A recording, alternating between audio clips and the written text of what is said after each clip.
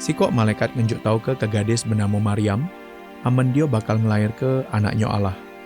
Jadi sementara dia masih gadis, Roh Suci datangi dia, terus liwat kuasa Allah, dia jadi bunting. Dia ngelahir ke kupek lanang, terus dinamai Yesus. Karena itulah Yesus ialah Tuhan sekaligus manusia. Banyak nian mujizat yang Yesus bikin. Dia berjalan di pucuk banyu, ngereda ke badai, nyembuh ke banyak wong sakit, ngusir setan, bangkit ke wong mati, terus ngenjuk makan 5.000 wong pakai 5 roti sama 2 iwak kecil. Yesus juga ialah guru yang agung.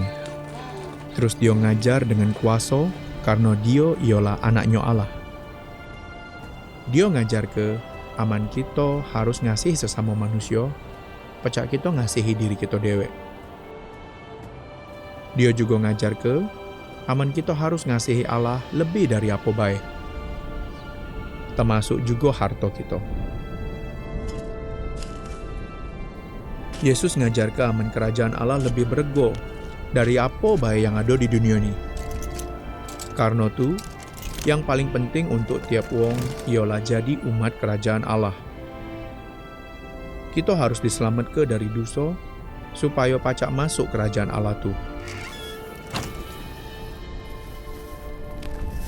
Yesus ngajar ke aman sebagian wong bakal nerimo dia terus diselamatkan. Tapi yang lain tidak. Ada sebagian wong-wong tu pecak tanah yang subur yang nerimo kabar baik pasal Yesus terus diselamatkan. Tapi ada juga yang lainnya pecak tanah yang keras, di mana biji firman Allah dak pacak masuk, terus dak ngasil ke buah. Wong-wong tu nolak pesan pasal Yesus, terus dak bakal masuk ke jero kerajaan Allah.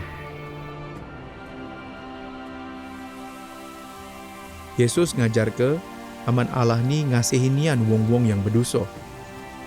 Dia galak ngampuni dia wong, terus jadi ke dia wong anak-anaknya.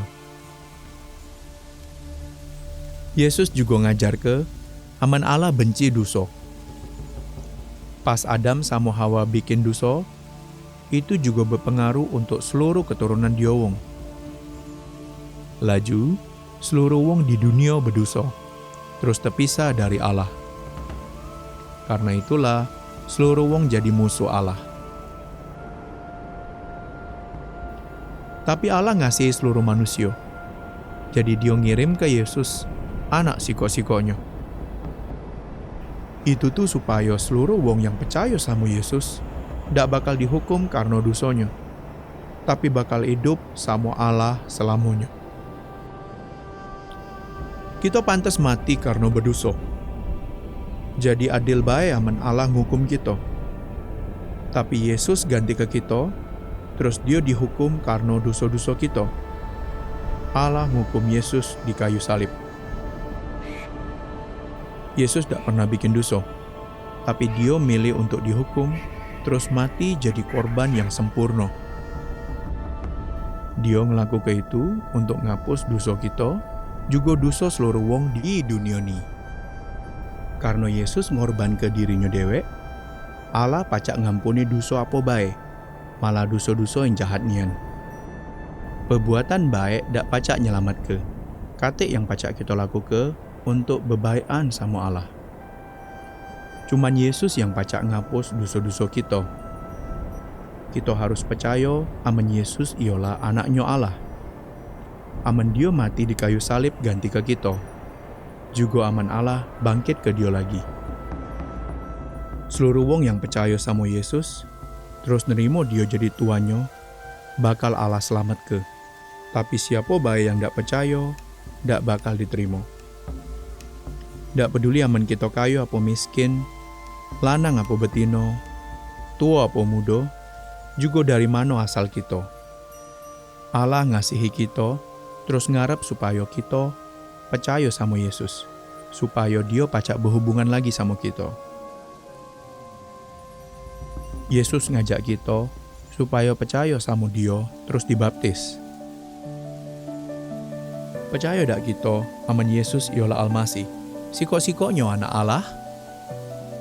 Percaya dak kita, aman kita wong yang berdosa, terus pantes dapat hukuman Allah? Percaya dak kita, aman Yesus mati di kayu salib untuk ngampuni dosa kita? Aman kita percaya sama Yesus, juga apa yang lah dilakukannya, berarti kita pengikutnya. Allah lah gawak kita metu dari kerajaan iblis, terus narok kita ke kerajaan Allah. Allah lah ngambek kehidupan lama kita yang penuh dosa, terus ngenjuk kita hidup baru yang benar. Aman kita pengikut Yesus, dosa kita lah dihapus karena perbuatan Yesus. Mak ini hari, Allah dak jingok kita jadi musuhnya lagi, tapi dia jingok kita jadi kawan dekatnya. Aman kita kawan dekat Allah, juga hamba Yesus, yang ialah Tuhan, kita pasti galak meloi ajaran Yesus. Munggola kita pengikut Yesus, iblis tetap bakal godai kita untuk bikin dosa. Tapi Allah setia. Dia bakal ngampuni, juga ngenjuk kita kekuatan untuk melawan dosa, aman kita galak ngakui dosa-dosa kita. Allah ngongkon kita berdoa, belajar firman-Nya, nyembah Dia bersama pengikut-pengikut Yesus lainnya, juga bersaksi ke wong lain pasal apa yang lah Dia lakukan untuk kita. Pasal-pasal ini bakal membantu kita bertumbuh dalam hubungan kita sama Allah.